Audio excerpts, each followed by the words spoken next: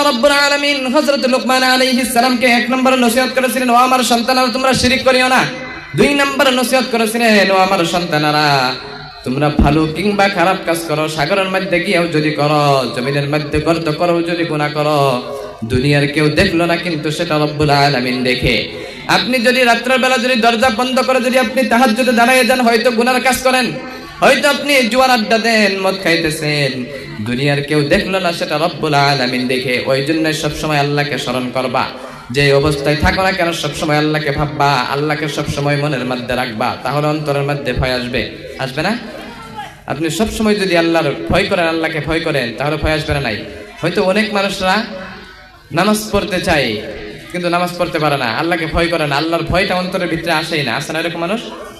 ওই জন্য হযরত লুকমান আলাইহিস সালাম 3 নাম্বার তিনার সন্তানদেরকে নসিহত করেছিলেন।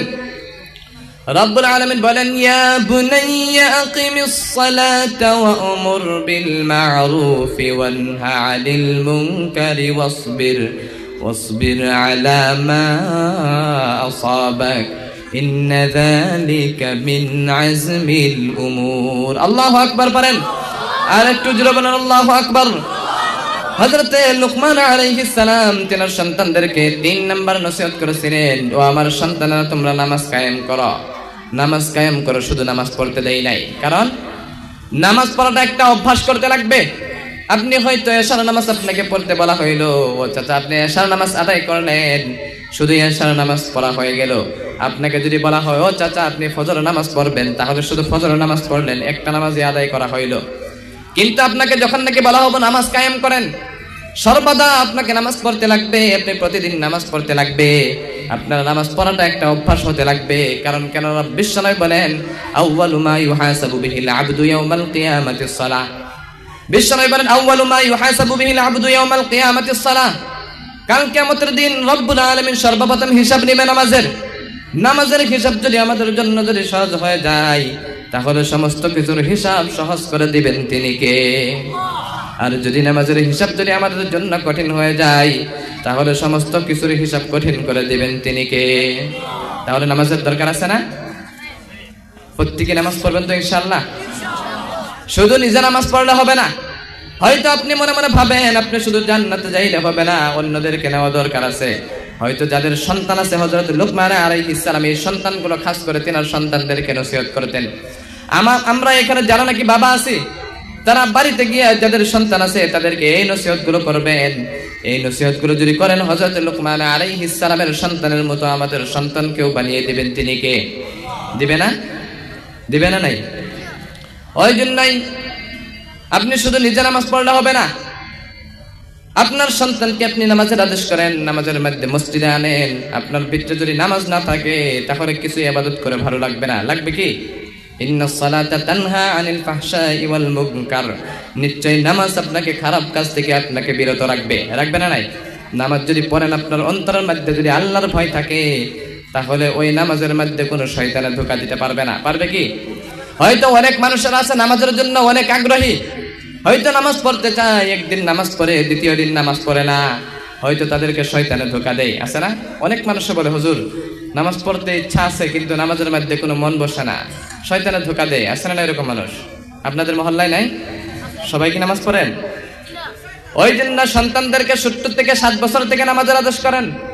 7 বছর থেকে 10 বছর পর্যন্ত যদি আপনার সন্তানকে যদি আপনি মসজিদে ডাকেন, প্রতিদিন আপনি যখন নাকি মসজিদে যাবেন, সন্তানকে মসজিদে নেওয়া দরকার আছে না? নাই। আছে না?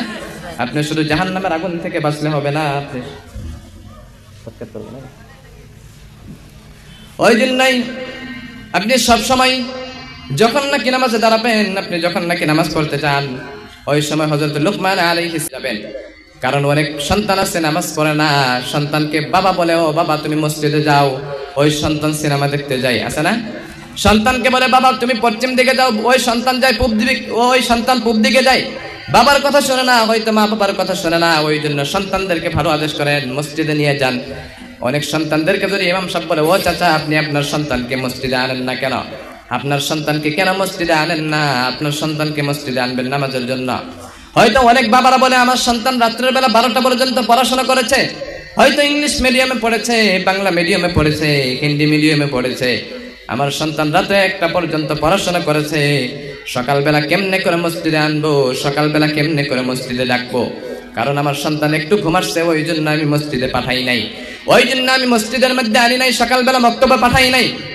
আল্লাহ না করুক ওই ঘরের মধ্যে যদি আপনার সন্তান যে ঘরের মধ্যে শুয়ে থাকে, সকালবেলা ওই ঘরের মধ্যে যদি আগুন লেগে যায়, তাহলে ওই সন্তানকে কি ডাক দিবেন না? ডাক দিবেন না? যে ঘরের মধ্যে আপনার সন্তান ঘুমিয়ে আছে ফজরের সময়, ওই ঘরের মধ্যে যদি আগুন লেগে যায়, তাহলে ওই সন্তানরা ডাক দিবেন না? আপনারা কি বলবেন যে না হয়তো পুরে মোরগ, তাও একটু ঘুম পারুক, এটা বলবেন কি? কেন পুরে মোরগ একটু ঘুম পাড়ার দরকার আছে না সকালবেলা? এইটা বলবেন না। যদি ওই দুনিয়ার সাধারণ আগুন থেকে আপনার সন্তানকে যদি ডাক দেন, তাহলে ওই জাহান্নামের আগুন থেকে আমাদের সন্তানকে বাঁচানোর দরকার আছে না? নাই? আছে না? ওই জন্য সন্তানদেরকে ভালো আদেশ করেন। বিশ্বনবী বলেন আদ-দুফু আদ-দুখান ওয়াল আযাব, জাহান্নামের মধ্যে শুধু কষ্ট, জাহান্নামের মধ্যে শুধু শাস্তি, জাহান্নামের মধ্যে শুধু আগুন আছে না? নাই? আছে না? ওই জাহান্নামের আগুন সহ্য করতে পারবেন না, ওই জাহান্নামের আগুনটা অনেক ভয়ানক হবে। জাহান্নামের দিকে যাই না, হয়তো এখানে যুবক যারা আছে তাদেরকে নিয়ে কয়েকটি হয়তো বৃষ্টি পাইতেছে, মৌসুমটা আজকে খারাপ, তাই না? ওই জন্যই শর্টকাটে শেষ করে দিতে লাগবে। ওই জন্য সন্তানদেরকে ভালো আদেশ করেন, ভালো তাদেরকে সৎ ব্যবহার করান। আপনি যদি কোনো সন্তানকে যদি সকালবেলা 7 বছর থেকে 10 বছর পর্যন্ত যদি কোনো সন্তানকে যদি মসজিদে নিয়ে যান, তাহলে আমার জানা মতো 10 বছর পর ওই 3 বছরের মধ্যে আপনার সন্তান পাক্কা নামাজি হয়ে যাবে। যাবে না? পাক্কা নামাজি হয়ে যাবে। ওই সন্তান 3 বছর যদি প্রতিদিন যদি ডাকেন, 5 বার করে যদি নামাজের সময় ডাকেন, তাহলে তাহাজ্জুদ পড়নেওয়ালা হয়ে যাবে না? নাই? যাদের সন্তান আছে তাদেরকে কে কে মসজিদে নিয়ে আসবেন কালকে থেকে একটু হাত উঠায় দেখান তো। এই দেখেন ছোট্ট বাচ্চা বিয়ে করে নাই, এবার সন্তান বলে মসজিদে নিয়ে আসবে। মনে করো 5 বছর বয়স হয়েছে, সন্তান বলে মসজিদে নিয়ে আসবে, হয়তো বুঝতে পারে নাই। আল্লাহ সবাইকে কবুল করুক, সব বলে আমিন। প্রত্যেকেরই সন্তানকে মসজিদে নিয়ে আসবেন। ওই জন্যই সন্তানকে মসজিদে আনবেন, সন্তানদের এত আদর্শবান বানান। হযরত আব্দুল কাদের জিলানী রাহমাতুল্লাহি আলাইহি, তিনি যখন বাল্যকালের একটা ঘটনা মনে হয়ে গেল, তিনি যখন ছোট্ট ছিলেন, তিনার বাবা ছিলেন না হযরত আব্দুল কাদের জিলানী, তিনি যখন মাদ্রাসার দিকে যাইতেছিলেন, তিনার মা তিনাকে 6 বছর যখন নাকি বয়স হয়েছেন, তিনার বাবা তিনাকে মাদ্রাসার মধ্যে, তিনার বাবা ছিলেন না, তিনার মা তিনাকে মাদ্রাসায় পাঠাইলেন। মাদ্রাসায় পাঠানোর সময় 2টা শিক্ষা দিয়ে দিয়েছিলেন। 2টা শিক্ষার মধ্যে হলো, 1 নম্বর শিক্ষা হলো, আমার সন্তান তুমি তো মাদ্রাসায় যাইবা, তোমাকে দেখার জন্য তো কেউ নাই, তোমার বাবাও নাই, তোমাকে দেখবে কে? তোমার ভাইও নাই, কে তোমাকে দেখবে? যাদের বাবা নাই তারা জানে তাদের মাথার থেকে ছায়াটাই চলে যায়, তাই না? ওই জন্য তুমি কারোর সাথে ঝগড়া করিও না, কারোর সাথে লাগালাগি করিও না। 2 নম্বর সবক দিয়েছিলেন, 2 নম্বর আদেশ করেছিলেন, ও আমার সন্তান তুমি যখন নাকি মাদ্রাসায় যাইবা, তোমার যাই হয়ে যাক না কেন, তোমার মুখ থেকে কখনো মিথ্যা কথা বাহির করবা না। সুবহানাল্লাহ পড়ে। এই সাধারণ ছোট্ট যুবক কখনো মিথ্যা কথা বলে নাই। তিনি যখন মাদ্রাসার দিকে যায়, রাস্তার মধ্যে একটা ডাকাতে ধরলেন, ধরার পরে বললেন ও যুবক কোথায় যাও? তখন বললেন মাদ্রাসার দিকে যাই। তখন বললেন ও যুবক তোমার ব্যাগের মধ্যে কি কি আছে? তখন সমস্ত কিছু বাহির করে দিয়ে দিলেন। ডাকাত মনে মনে চিন্তা করে অনেক চুরি করেছে জীবনে, এইরকম যুবক তো কোনোদিনও দেখি নাই যে যুবক নাকি বলার আগে সমস্ত কিছু বাহির করে দিয়ে দিছে। ওই যুবককে বললেন ও যুবক তুমি যে সমস্ত কিছু বাহির করে দিয়ে দিলা, এইগুলো তো আমরা নিয়ে নিব এখন। তখন বললেন আপনি সমস্ত কিছু নিয়ে নিতে পারেন, কিন্তু আমার এই মুখ থেকে কখনো মিথ্যা পাবেন না। সুবহানাল্লাহ পড়েন। আর আমাদের সন্তান এগুলো করবে কি? করবে না। এইগুলো আদেশ সন্তানদের করা দরকার আছে না? আপনি সন্তানকে যদি ছোট্টবেলা ভালো বানান, তাহলে আপনাকে বড় হলে দেখবে না? শিক্ষা দেন, একটু আপনি জেনারেল শিক্ষা দেন, সাথে একটু ইলমের শিক্ষা দিয়ে দেন। আব্দুল কাদের জিলানী যে গ্রামের মধ্যে বাস করতেন, যে অঞ্চলের মধ্যে বাস করতেন, যেরকম বড় নাকি একজন পীর ছিলেন, যেরকম বড় নাকি একজন আল্লাহর ওলি ছিলেন, ওই রকম বড় একজন ওই গ্রামের মধ্যে চোর ছিলেন। কি ছিলেন? 5 মিনিটের মধ্যে শেষ করে দিচ্ছি। কি ছিলেন? যেরকম বড় পীর, ওই রকম বড় একজন চোর ছিলেন। গত 30 বছর থেকে চুরি করে, কিন্তু কোনোদিনও ধরা পড়ে নাই। কত বছর? 30 বছর থেকে চুরি করে, কিন্তু কোনোদিনও ধরা পড়ে নাই। তাহলে চোরটা কি ফার্স্ট ক্লাস চোর না সেকেন্ড ক্লাস চোর? জোরে বলেন। ফার্স্ট ক্লাস চোর। চোরটা গত 30 বছর থেকে চুরি করে, কিন্তু কোনোদিনও ধরা পড়ে নাই। তখন হযরত আব্দুল কাদের জিলানী রাহমাতুল্লাহি আলাইহি যে গ্রামের মধ্যে বাস করতেন, অনেক বড় একজন পীর ছিলেন। শুনবেন তো ইনশাআল্লাহ সবাই? আব্দুল কাদের জিলানী যেরকম নাকি বড় পীর ছিলেন ওই রকম বড় একজন কুখ্যাত চোর ছিলেন আব্দুল কাদের জিলানী। তার বাড়িতে ডাকাতে যে ডাকাতটা চোরটা ছিলেন গত 30 বছরের থেকে চুরি করে প্রত্যেকেরই গ্রামের প্রত্যেক বাড়িতে চুরি করেছে, কিন্তু আব্দুল কাদের জিলানীর বাড়িতে একজন চুরি করে নাই। তিনি একদিন মনে মনে ভাবলেন যে গ্রামের সমস্ত বাড়িতে চুরি করেছি কিন্তু একটা বাড়িতে চুরি করে নাই, সেই বাড়িটা হলো আব্দুল কাদের জিলানীর বাড়ি। তার বাড়িতে আজকে রাত্রে বেলা চুরি করব। কার বাড়ি কথা বলেন? আব্দুল কাদের জিলানীর বাড়িতে চুরি করব। ডাকাতের যে লিডার গুলো ছিল তাদেরকে বললেন, ও ভাই চলো আজকে রাত্রে বেলা ওই ডাকাতের আব্দুল কাদের জিলানীর বাড়িতে চুরি করব। তখন সমস্ত ডাকাতের সাথীগুলো বললেন, না না, ও আব্দুল কাদের জিলানীর বাড়িতে চুরি করা যাবে না, তিনি তো একজন অনেক বড় পীর। তখন বললেন, তোমরা বিশ্বাস করতে পারো আব্দুল কাদের জিলানীকে বড় পীর, কিন্তু আমি বিশ্বাস করি না। ডাকাতের যে লিডারটা বললেন, আমি সব বিশ্বাস করি না, তার বাড়িতে আজকের রাত্রে চুরি করব। যদি আব্দুল কাদের জিলানীর বাড়িতে চুরি করব, যদি আমি আজকের রাত্রে যদি ধরা পড়ে যাই তাহলে ভাববো আব্দুল কাদের জিলানী একজন সঠিক পীর, আর যদি ধরা না পড়ি তাহলে তার চাইতে বড় পীর হলাম আমি সুর। সুরে এটা বললেন, যদি তার বাড়িতে চুরি করব, যদি ধরা পড়ি তাহলে ভাববো আব্দুল কাদের জিলানী একজন সঠিক পীর, আর যদি ধরা না পড়ি তাহলে তার চাইতে বড় পীর হলাম আমি। এটা কে বলতেছে? চোরে বলতেছে। আব্দুল কাদের জিলানী যখন রাত্রেবেলা ঘুমাসলেন, ঘুমাসার পরে রাত যখন নাকি গভীর হয়ে গেলেন, ঘরের মধ্যে চোরটা তখন গেলেন, যাওয়ার পরে সিং খুদে ঘরের মধ্যে প্রবেশ করলেন। কি করে? সিং মানে বুঝেন? কি বলেন আপনারা? সিং খুলে নানি একটাই বাসা নানি, আমরা তার আপনারটা সিং খুলে ঘরের মধ্যে প্রবেশ করলেন। করার পরে দেখা যায় আব্দুল কাদের জিলানী পুরো ক্ষোভের মধ্যে আছেন।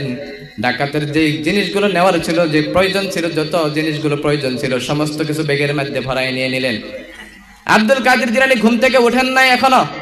ডাকাতে মনে মনে ভাবে, গ্রামের সমস্ত মানুষেরা ভাবে আব্দুল কাদের জিলানী একজন সঠিক পীর, কিন্তু সে আসলে সঠিক পীর না। যদি সঠিক পীর হতো তাহলে আমাকে ঘুমের মধ্যেই ধরতো না, নাই আসলে সঠিক পীর না। আব্দুল কাদের জিলানী তখন ঘুমের মধ্যে ডাকাতে সমস্ত কিছু চুরি করে নিয়ে যখন নাকি রাত্রের 12টার সময় হয়ে যায়, তখন তো আব্দুল কাদের জিলানী তাহাজ্জুদের জন্য উঠবে। চোরেও জানে যে আব্দুল কাদের জিলানী তাহাজ্জুদের নামাজ পড়ে, ওই জন্য 12টার আগে বাড়ানোর চেষ্টা করেছেন তিনি। বস্তা নিয়ে যখন নাকি চোরে ব্যাগ নিয়ে যখন নাকি দরজা খুলতে যায়, দরজাটা রব্বুল আলামিন এত অটোমেটিক লক হয়ে করে দিয়েছেন, দরজাটা আর খোলে না। যখন নাকি বস্তা নিয়ে দরজাটা খুলতে যায়, দরজাটা অটোমেটিক লক হয়ে যায়, আর বস্তা রেখে যখন নাকি দরজা খুলতে যায় ওই দরজাটা অটোমেটিক খুলে যায়। সুবহানাল্লাহ পড়ে। বস্তা নিয়ে দরজা বন্ধ, আর বস্তা রেখে দরজা খোলা। কথা বলেন, বস্তা নিয়ে দরজা বন্ধ আর বস্তা রেখে দরজা খোলা। তিনি অনেক চেষ্টা করার পরে দরজা খুলে না। এই অবস্থা দেখে আব্দুল কাদের জিলানীকে রব্বুল আলামিন ঘুম থেকে একটু জাগ্রত করে দিলেন। করার পরে আব্দুল কাদের জিলানী এখন যদি ঘুম থেকে উঠে পড়ে তাহলে ওই চোরটা ঘর থেকে দৌড়িয়ে পালিয়ে যাবে। ওই জন্য তিনি ঘুম থেকে উঠলেন না, ঘুমের মধ্যে সমস্ত কিছু দেখতেছেন, বিছানার মধ্যে শুয়ে শুয়ে। চোর মনে মনে ভাবতেছে আমাকে কেউ জানে না, আমি ঘরের মধ্যে আছি। কিন্তু রব্বুল আলামিন আব্দুল কাদের জিলানীকে ঘুম থেকে জাগ্রত করে দেওয়ার কারণ হলো কি জানেন? আব্দুল কাদের জিলানীকে ঘুম থেকে জাগ্রত করে দেওয়ার কারণ হলো, প্রতিদিন আব্দুল কাদের জিলানী কোরআন শরীফের সবচেয়ে শ্রেষ্ঠ আয়াত, ওই আয়াতটার নাম হলো আয়াতুল কুরসি। কি নাম? আয়াতুল কুরসি। ওই আয়াতুল কুরসিটা বলেন যে কে কে জানেন দেখি, আয়াতুল কুরসি কে কে জানেন? মাশাআল্লাহ, অনেকেই জানে। আল্লাহ সবাইকে কবুল করুক, সবাই আমিন। আব্দুল কাদের জিলানী প্রতিদিন রাতের বেলা পড়তেন, আল্লাহু লা ইলাহা ইল্লা হুয়াল হাইয়ুল কাইয়্যুম لا تأخذه سنة ولا نوم له ما في السماوات وما في الأرض من ذا الذي يشفع عنده إلا بإذنه يعلم ما بين أيديهم وما خلفهم ولا يحيطون بشيء من علمه إلا بما شاء وسع كرسيه السماوات والأرض ولا يؤوده حفظهما وهو العلي العظيم سبحان الله পড়েন। রব্বুল আলামিন বলেন যে বান্দা নাকি আয়াতুল কুরসি প্রতিদিন রাতের বেলা পড়ে ঘুমাসবে তাহলে ওই বান্দার দুনিয়ার কোনো ভয় থাকবে না, চোর ডাকাতের কোনো ভয় থাকবে না। রব্বুল আলামিন যে বান্দা নাকি আয়াতুল কুরসি পড়ে ঘুমাসবে ওই রাতের বেলা যদি সমস্ত কিছু জানমালের হেফাজতের দায়িত্ব আমার আল্লাহ নিজে নিয়ে নেয়। পড়েন সুবহানাল্লাহ। দরকার আছে না? সবাই পড়বে। শুধু এইটাই ফজিলত না, আয়াতুল কুরসি যদি আপনি রাতের বেলা প্রতিদিন যদি ফরজ নামাজের পর 5 বার করে যদি পড়েন দিনের মধ্যে 5 ওয়াক্ত ফরজ নামাজ আপনি যদি আদায় করেন, 5 ওয়াক্ত নামাজের পরে একবার করে যদি আয়াতুল কুরসিটা তেলাওয়াত করেন, তাহলে আপনার মৃত্যু এবং জান্নাত এইটুকুই আপনার পার্থক্য থাকবে। বলুন সুবহানাল্লাহ। আপনি মরার সাথে সাথে জান্নাত দিয়ে দিবে আল্লাহ। তাহলে দরকার আছে না আয়াতুল কুরসি পড়ার? সবাই পড়বেন ইনশাআল্লাহ বলেন। আব্দুল কাদের জিলানীকে ঘুম থেকে জাগ্রত করে দিলেন। চোর মনে মনে ভাবে এখন তো 12টার সময় হয়ে গেছে, আব্দুল কাদের জিলানী তো এখন তো তাহাজ্জুদের জন্য উঠবে। তিনি মনে মনে ভাবেন যে কমসে কম জানটা বাহির করে নিয়ে যাই, বস্তাটা রেখে কমসে কম আমি যদি বেঁচে থাকি তাহলে দুনিয়াতে আরো চুরি করতে পারবো, জীবনে অনেক চুরি করতে পারবো। কমসে কম বস্তাটা রেখে আজকে এই ঘর থেকে বাহির হয়ে যায়, কমসে কম বস্তাগুলো রেখেই বাহির হয়ে যায়, যদি বেঁচে থাকি আর জীবনে অনেক চুরি করতে পারবো না নাই? বস্তাটা যখন রেখে রেখে দরজাটা খুলতে যায়, অটোমেটিক রব্বুল আলামিন বাহির থেকে কে যেন লক করে দিয়েছে, এমন লক হয়ে গেছে দরজা খালি হাতে দরজা খুলে, তাও ওই দরজাটা খুলে নাচ করেন সুবহানাল্লাহ। খালি হাতে এখন গেছেন, বস্তা রেখেই গেছেন কিন্তু দরজা খুলে না। আব্দুল কাদের জিলানী তখন ঘুম থেকে উঠলেন, ওঠার পরে রাত 12টা হয়ে যায়। আব্দুল কাদের জিলানী যখন নাকি ঘুম থেকে উঠলেন, চোর তো তখন দেখলেন যে এখন তো আব্দুল কাদের জিলানী ঘুম থেকে উঠেছেন, এখন তো আমাকে ধরে ফেলবে। ওই জন্য দৌড় দিয়ে গিয়ে আব্দুল কাদের জিলানী যে বিছনার উপরে ঘুমিয়েছিলেন, ওই বিছনার নিচে দৌড় দিয়ে গিয়ে পালিয়ে গেলেন। কোথায়? বিছনার নিচে পালিয়ে গেলেন, দৌড় দিয়ে গিয়ে পালিয়ে গেলেন ওই বিছনার নিচে, চকির তলে, চকি বলেন তাই না, চকির তলে পালিয়ে গেলেন। যাওয়ার পরে আব্দুল কাদের জিলানী হলো চকির উপরে, চোর হলো ওই চকির নিচে। আব্দুল কাদের জিলানী মনে মনে ভাবে যে এখন আমি কেমনে করে কি করি, চোরটা কেমনে তো বাহির হয়ে যাবে আমি যদি বাহিরে যাই। চোর চকির তলের থেকে ভাবতেছে, বিছনার নিচের থেকে ভাবতেছে হয়তো এখন যাইতে পারে নাই, কিন্তু আব্দুল কাদের জিলানী যখন ওযু করার জন্য, তাহাজ্জুদের নামাজ পড়ার জন্য যখন নাকি বাহিরে যাবে, ওই সময় আব্দুল কাদের জিলানীর পিছনে পিছনে আমি ওই ঘর থেকে আউট হয়ে যাব। কখন যাব? ওযু করতে তো যাবেই, তখন তার পিছনে পিছনে আমিও বাহির হয়ে যাব। কিন্তু আব্দুল কাদের জিলানী মনে মনে ভাবতেছেন যদি আমি ওযু করার জন্য যদি বাহিরে যাই, তাহলে ওই চোরটা আমার সাথে সাথে বাহির হয়ে যাবে। দুইজনের দুইটা প্ল্যান, তাই না? চোর মনে মনে ভাবতেছে আমি আব্দুল কাদের জিলানী বাহিরে গেলে আমিও তার সাথে সাথে যাব, কিন্তু আব্দুল কাদের জিলানী কি যাবে? বাহিরে যাবে না। তিনি ঘরের মধ্যে মাটি ছিলেন, মাটির মধ্যে তায়াম্মুম করে নিলেন। তায়াম্মুম করে নিয়ে ঘরের মধ্যে যখন নাকি নামাজের মধ্যে দাঁড়াইলেন, ওই চোরটা চোখের নিচের থেকে সমস্ত কিছু দেখতেছে আর আল্লাহকে বলতেছে, আল্লাহ জীবনে অনেক পীর দেখেছি, জীবনে অনেক মানুষ দেখেছি, অনেক আল্লাহওয়ালা দেখেছি, অনেক পীর দেখেছি, কিন্তু এইরকম পীর দেখি নাই যে পীর নাকি ওযু ছাড়া নামাজ পড়ে। কি করে? জীবনে অনেক পীর দেখেছি, সমস্ত পীররা ওযু করে নামাজ পড়ে, কিন্তু এরকম পীর দেখি নাই যে পীর নাকি ওযু ছাড়া নামাজ পড়ে। আল্লাহ জীবনে প্রথমবার দেখলাম ওযু ছাড়া নামাজ। কিন্তু এটা কি ওযু ছাড়া নামাজ পড়ছে? তায়াম্মুম করে নামাজ পড়ছেন। কিন্তু চোর তো আর বোঝে না, চোর তায়াম্মুম বোঝে কি? তায়াম্মুম বোঝে না, ওযু বোঝে না। সে বলতেছে আল্লাহ জীবনে এরকম পীর দেখি নাই ওযু ছাড়া নামাজ পড়ে। আপনারা কি এখানে ওযু ছাড়া কেউ নামাজ পড়েন? কে কে ওযু করে নামাজ পড়েন একটু হাত উঠায় দেখান তো। বাকি কয়টা হাত তোলা নাই কেন? মানে নামাজই পড়ে না, তাই না? নামাজই পড়ে না, বাকি অনেক কয়টা হাত উঠাই নাই, হয়তো নামাজ পড়ে না, ওই জন্যই হাত উঠাই নাই। ওই জন্য আলিমুল আমাদেরকে ভুল ধরতে যাবেন না। আব্দুল কাদের জিলানী তায়াম্মুম করে নামাজে দাঁড়াইছিলেন, চোর তো কিছুই বোঝে না, ওই জন্যই বললেন ওযু ছাড়া নামাজের মধ্যে দাঁড়াইছে।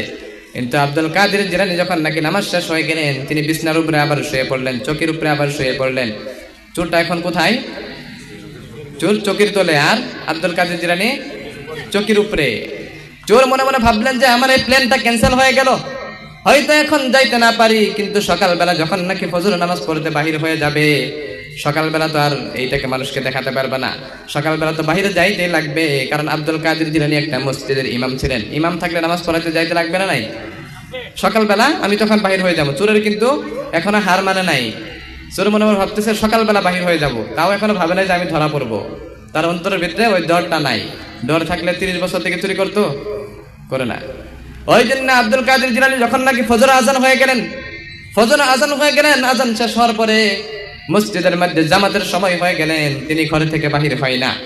চোরে মনে ভাবতেছেন কি ব্যাপার, আজকে আব্দুল কাদের জিলানী ঘরে থেকে বাহির হয় না কেন? কেন বাহির হইতেছে না? নিশ্চয় আমাকে দেখে ফেলছে নাকি? আবার ভাবে না, দেখলে তো এখন ধরে আমাকে বেঁধে পিটা শুরু করতো না নাই? হয়তো দেখে নাই। ফজর নামাজের সময় হয়ে গেলেন, ফজর নামাজের মধ্যে দাঁড়িয়ে গেলেন মসজিদে। সমস্ত মুসল্লিরা একা একা নামাজ পড়ে সকালবেলা আব্দুল কাদের জিলানীর বাড়িতে আসলেন।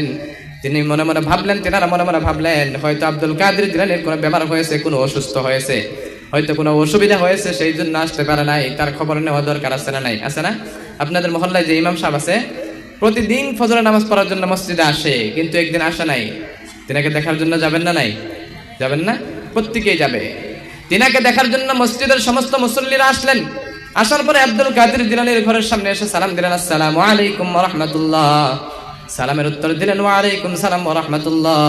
তখন বললেন, হুজুর আপনি প্রতিদিন ফজর নামাজের জন্য মসজিদে ইমামতি করেন, কিন্তু আজকে যে মসজিদে ইমামতি করলেন না, আজান হয়ে গেল, আপনি কেন আসলেন না? আপনার কি কোনো বেমার আজার হয়েছে? আপনার কি কোনো অসুবিধা হয়েছে? আপনার কি কোনো সমস্যা হয়েছে? আপনি মসজিদের মধ্যে কেন আসলেন না? তখন বললেন, না না, আমার কোনো বেমার আজার হয় নাই, আমার কোনো অসুস্থ হয় নাই, আমার কোনো অসুবিধা নাই, আমি এমনিতেই মসজিদে যাই নাই। তখন বললেন, হুজুর কিছু বুঝলাম না। তখন বললেন, ও মুসল্লিরা, আমি যদি মসজিদে নামাজ পড়তে যাই, তাহলে মসজিদের ইমাম সাহেব তো আমার বিছনার নিচে। কোথায়? আমি কেমনে করে মসজিদে ইমামতি করতে যাব? মসজিদের ইমাম তো আমার বিছনার নিচে, চোখের নিচে ইমাম। চোখের নিচে কে? চোরকে কি বললেন? ইমাম। আমি কেমনে করে মসজিদে যাব? মসজিদে তো ইমামই নাই, ইমাম তো আমার চোখের নিচে। তখন বললেন, হুজুর কিছু বুঝলাম না, আপনি তো ইমাম না, আপনি তো মহল্লার ইমাম, আবার ইমাম কেমনে করে বিছনার চোখের নিচে থাকবে? তখন ওই চোরটা বিছনার নিচের থেকে, চোখের নিচের থেকে ভাবতেছে, নিশ্চয় আমি সারা রাত যে ভুল ধারণাটা করেছিলাম, সেই ধারণাটা আমার সঠিক হইল না। সঠিক হয়েছে কি? তিনি তো ভাবছেন আমাকে কেউ দেখে নাই, কিন্তু সেটা আব্দুল কাদের জিলানী তো প্রথমেই দেখে ফেলেছে। তখন তিনি মনে মনে ভাবলেন, এখন যদি বাহির হয়ে না যাই, তাহলে গ্রামের সমস্ত মানুষকে ডাকবে, ডাকার পর সবার আগে আমাকে মারধর করবে, আমাকে পিটা দিবে। তার জন্য তিনি দৌড় দিয়ে ওই চোখের নিচের থেকে বাহির হয়ে গিয়ে আব্দুল কাদের জিলানীর পায়ের মধ্যে পড়লেন। পায়ের মধ্যে পড়ার পর বললেন, হুজুর আর জীবনে কোনোদিনও চুরি করব না, আর জীবনে কোনোদিনও খারাপ কাজ করব না, আর জীবনে কোনোদিনও ডাকাতি করব না। হুজুর আমি আর জীবনেও কোনোদিন ডাকাতি করব না, আমাকে তওবা করাইয়া দেন। সঙ্গে সঙ্গে আব্দুল কাদের জিলানী তওবা করাইয়া দিলেন। তওবা করে সবাই তখন কলিমা পড়াইয়া দিলেন, লা ইলাহা ইল্লাল্লাহু মুহাম্মাদুর রাসূলুল্লাহ। একটু জিকির করেন, লা ইলাহা ইল্লাল্লাহ, লা ইলাহা ইল্লাল্লাহ।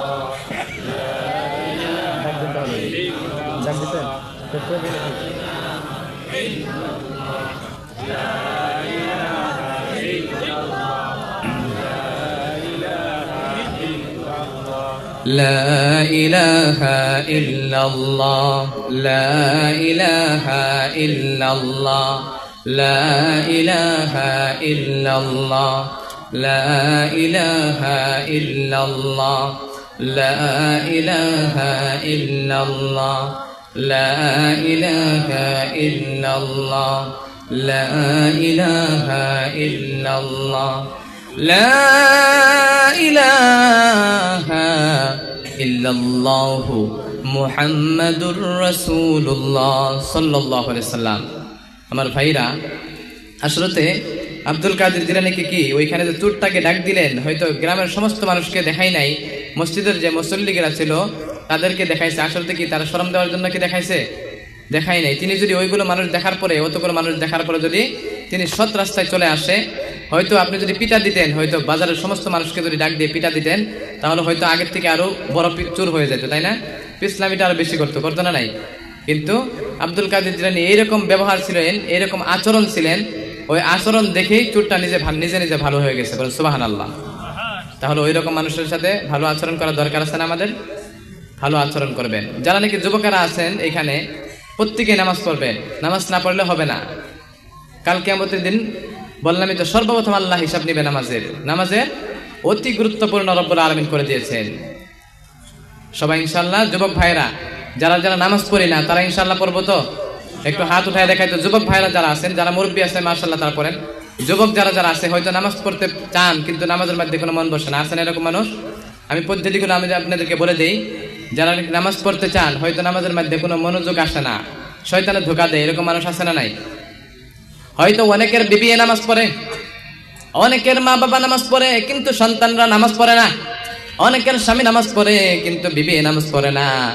অনেকের বিবি নামাজ পড়ে কিন্তু স্বামী নামাজ পড়ে না। আছে না এরকম মানুষ? ওই জন্য যারা নাকি নামাজ পড়তে চান, নামাজের মধ্যে মনোযোগ বাড়াতে চান, তাদের জন্য বলে যায় যারা নাকি নামাজ পড়তে চান, যখন নাকি আপনি নামাজের মধ্যে দাঁড়াবেন, 1 নম্বর টিপস হলো, কয়েকটি টিপস আমি বলে দিয়ে যাই। যখন নাকি আপনি নামাজের মধ্যে দাঁড়াবেন, ওই সময় আপনি মনে মনে ভাববেন যে এইটাই আমার জীবনের শেষ নামাজ। কি নামাজ? সবাই কথা বলেন। যারা নামাজ পড়তে চান, আগ্রহী আছে নামাজের মধ্যে, মনোযোগ বাড়াবার চান, তাদের জন্য বলতেছি, আপনি যখন নাকি নামাজে দাঁড়াবেন, আপনি মনে মনে ভাববেন যে এইটাই আমার জীবনের শেষ নামাজ। কি নামাজ? আপনি যখন নাকি জীবনের শেষ নামাজ বলে যখন নাকি নামাজে দাঁড়াবেন, তাহলে ওই নামাজের মধ্যে রব্বুল আলামিন ওই নামাজের মধ্যে মনোযোগ বাড়িয়ে দিবে। পড়েন সুবহানাল্লাহ। নামাজের মধ্যে মনোযোগ বাড়িয়ে দিবে। হয়তো এখন রাত্রে কয়টা বাজে? এখন কয়টা বাজে? 8টা বাজে, 9টা, 10টা, 11টা, 12টা, 4 ঘন্টা সময় না? 12টা বাজার জন্য 4 ঘন্টা সময়। আপনাকে যদি বলা হয় রাত্রে 12টার সময় আপনার মৃত্যু হয়ে যাবে, মালাকুল মউত এসে আপনার জানটা বাহির করে নিয়ে যাবে, ওই সময় আপনার 4 ঘন্টা আপনার হাতের মধ্যে সময়, আপনার দুনিয়ার কোনো হুঁশ থাকবে না, আপনার দুনিয়ার কোনো হুঁশ থাকবে না। আপনি বেহুশের মতো ঘুরবেন, আপনি মনে মনে ভাববেন যে এই 4 ঘন্টার মধ্যে কি করা যায়। আপনার ওই 4 ঘন্টা সময় আল্লাহর কাছে এমন করে ভালো করে ইবাদত করবেন যে আল্লাহ রাব্বুল আলামিন ওই 4 ঘন্টার মধ্যে যদি আল্লাহ আপনাকে মাফ করে দেয়। ভাববেন না এটা? ভাববেন না? নাই, 4 ঘন্টা হাতে আপনার শুধু সময়।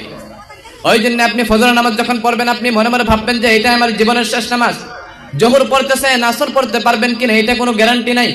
আসরের নামাজে দাঁড়াইছেন, মাগরিব পড়তে পারবেন কিনা এটা কোনো গ্যারান্টি নাই। ওই জন্য যখন নাকি নামাজে দাঁড়াবেন, ভাববেন যে এইটাই আমার জীবনের শেষ নামাজ, তাই না?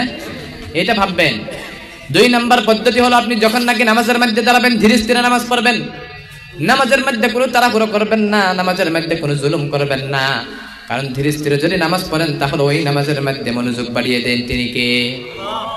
নামাজ ধীরে স্থিরে পড়বেন। অনেক মানুষ আছে, দেখা যায় ওই দিন এক মসজিদের মধ্যে দেখলাম ইমাম সাহেব একটা সিজদা দিয়ে বসে পড়েছেন, তারপরে ইমাম সাহেব দ্বিতীয় সিজদা এখনো দেয় নাই, কিন্তু ওই মুসল্লিটা দেখলাম যে সিজদার মধ্যে চলে গেলেন। যাওয়ার সময় আধা যাওয়ার পরে দেখে যে ইমাম সাহেব তো এখনো সিজদাই যায় নাই।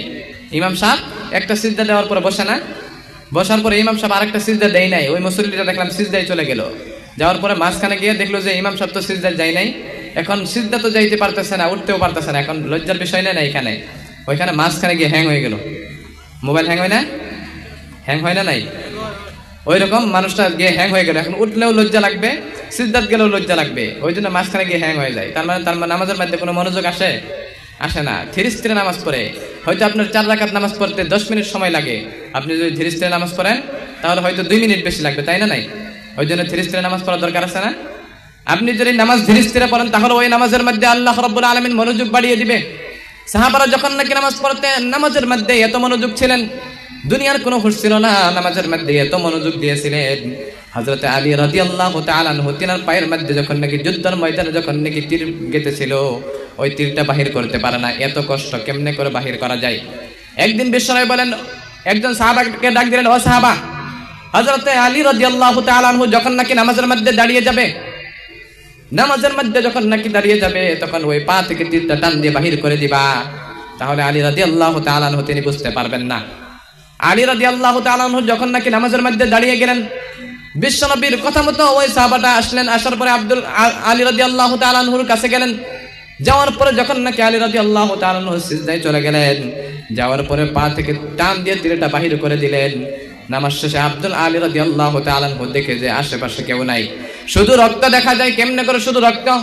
আলী রাদিয়াল্লাহু তাআলা আনহু নামাজ শেষে যখন বললেন এটা কেমন করে হলো, বিশ্বনবী বললেন, ও আলী, ও আমার জামাই, তুমি যখন নাকি নামাজের মধ্যে দাঁড়িয়ে যাও, দুনিয়ার কোনো তোমার হুঁশ থাকে না, সমস্ত হুঁশ রব্বুল আলামিনের আল্লাহর আরশের দিকে চলে যায়। পড়ুন সুবহানাল্লাহ। তাহলে এমন করে কি আমরা নামাজ পড়ি না? নামাজের মধ্যে কি আসলো আমার পাশে, সমস্ত কিছু দেখা যায়। হয়তো আপনাকে একটা মশা কামড় দিল, কতটুকু রক্ত আপনার চুষেছে, সমস্ত কিছু আমরা দেখি, তাই না? নাই, নামাজের কাছে কি আসলো, কে গেল, সমস্ত কিছু দেখা যায়, তাই না? নাই, ওই জন্য ধীরে স্থিরে নামাজ পড়বেন। 3 নম্বর পদ্ধতি হলো, আপনি যখন নাকি নামাজে দাঁড়াবেন, ইমাম সাহেবের পিছনে নামাজে দাঁড়াবেন, একা একা নামাজ পড়বেন না। ইমাম সাহেবের পিছনে নামাজে দাঁড়াবেন। ইমাম সাহেবের পিছনে যদি নামাজ পড়েন, তাহলে ওই নামাজের মধ্যে মনোযোগ বাড়িয়ে দেন তিনি কে? জোরে বলেন। একা একা নামাজ পড়বেন না, ইমাম সাহেবের পিছনে নামাজে দাঁড়াবেন। হয়তো আপনি কিছুই জানেন না, আপনি সূরা কেরাত জানেন না, কিন্তু ইমাম সাহেবের পিছনে যদি নামাজের মধ্যে দাঁড়িয়ে যান, তাহলে আপনার কিছুই বলা লাগবে না। লাগবে কি? অনেক কিছু কম বলা লাগবে না? অনেক কম বলা লাগবে। আপনি কিছুই জানেন না, ইমাম সাহেব যখন বলবে আল্লাহু আকবার, আপনি ইমাম সাহেবের সাথে সাথে আল্লাহু আকবার ইমাম সাহেব যখন বলবে সামি আল্লাহু লিমান হামিদা, আপনিও সামি আল্লাহু লিমান হামিদা, ঠিক না? ইমাম সাহেব যখন নাকি সালাম ফিরাবে আসসালামু আলাইকুম ওয়া রাহমাতুল্লাহ, আপনিও ইমাম সাহেবের সাথে সাথে আসসালামু আলাইকুম ওয়া রাহমাতুল্লাহ বলবেন না ভাই? যদি এমন করে 3 নম্বর পদ্ধতি, আপনি ইমাম সাহেবের পিছনে নামাজে দাঁড়াবেন, ইমাম সাহেবের পিছনে যদি নামাজে দাঁড়ান তাহলে ওই নামাজের মধ্যে মনোযোগ বাড়িয়ে দিবে। একা একা নামাজ পড়বেন না, একা একা নামাজ পড়লে ওই নামাজের মধ্যে কোনো মনোযোগ আসে না। সবাই ইনশাআল্লাহ মসজিদে এসে নামাজ পড়বেন না নাই? ইনশাআল্লাহ বলেন। 1 নম্বর পদ্ধতি তো মনে আছে ভাই? 1 নম্বর পদ্ধতি হলো আপনি যখন নাকি নামাজে দাঁড়াবেন ভাববেন যে এইটাই আমার জীবনের শেষ নামাজ, জীবনের শেষ নামাজ মনে করে নামাজ পড়লে ওই নামাজের মধ্যে মনোযোগ বাড়িয়ে দেন তিনি কে? 2 নম্বর পদ্ধতি হলো আপনি যখন নাকি নামাজে দাঁড়াবেন ধীরে স্থিরে নামাজ পড়বেন, নামাজের মধ্যে কোনো তাড়াহুড়ো করবেন না। 3 নম্বর পদ্ধতি হলো আপনি যখন নাকি নামাজে দাঁড়াবেন ইমাম সাহেবের পিছনে নামাজে দাঁড়াবেন। 4 নম্বর পদ্ধতি হলো আপনি যখন নাকি নামাজে দাঁড়াবেন নামাজের মধ্যে যে কিরাতগুলো পড়েন, যে তাসবিহগুলো পড়েন, যে তাহলিলগুলো পড়েন ওইগুলোর অর্থ জেনে নামাজ পড়বেন। কি জেনে? অর্থ জেনে নামাজ পড়বেন। যে তাসবিহগুলো পড়েন, যে কিরাতগুলো পড়েন অর্থ জেনে যদি নামাজ না পড়েন তাহলে ওই নামাজের মধ্যে কোনো মজা আসবে না। আসবে কি? আপনি হয়তো নামাজের মধ্যে পড়লেন সামি আল্লাহু লিমান হামিদা কিন্তু অর্থ জানেন না, আপনি বললেন আসসালামু আলাইকুম ওয়া রাহমাতুল্লাহ কিন্তু অর্থ জানেন না, তাহলে ওই নামাজের মধ্যে মজা লাগবে না। লাগবে কি? ভালো লাগে না। ওই জন্য আপনি প্রতিদিন ইমাম সাহেবকে বলবেন হুজুর আজকে আমাদেরকে সূরা ফাতিহাটা শিখাই দেন, আজকে নামাজের এই দোয়াটা শিখাই দেন। এই কেমন করে যদি নামাজ পড়েন তাহলে ওই নামাজের মধ্যে রব্বুল আলামিন মনোযোগ বাড়িয়ে দিবে। সবাই ইনশাআল্লাহ ইমাম সাহেবের কাছ থেকে শেখার চেষ্টা করবেন। করার দরকার আছে না নাই? প্রত্যেকেরই শেখার দরকার আছে। আপনি যদি বলেন যে আমি শিখবো না, হয়তো বয়স সুস্থ হয়ে গেছি, আল্লাহ মাফ করে দিবে, দিবে কি? দিবে না। লা তাজআলু বুয়ুতাকুম মুকাবিরা, প্রত্যেকেরই ঘরে ঘরে কোরআন শরীফটা পড়ার দরকার আছে। তাকবীর দিবেন নাকি?